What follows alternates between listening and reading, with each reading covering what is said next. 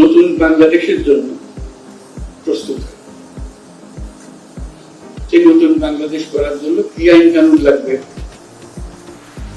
কিভাবে আমরা অগ্রসর হবো, সেই প্রশ্ন মাথায় রেখে আমরা কিছু সংস্কার কমিশন করেছিলাম, অর্থাৎ সংস্কার করতে হবে। এই সংস্কার কমিশনের যারা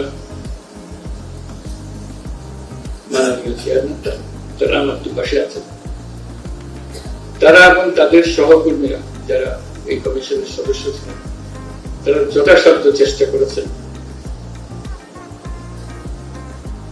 সংস্কারটা যেন এমন ভাবে হয় ভবিষ্যতের প্রজন্মরা আমাদের প্রতি কৃতজ্ঞতা প্রকাশ করতে পারছি।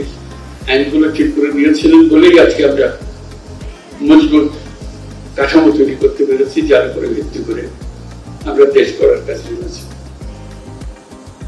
আন্তর্জাতিক বিশ্বের সমর্থন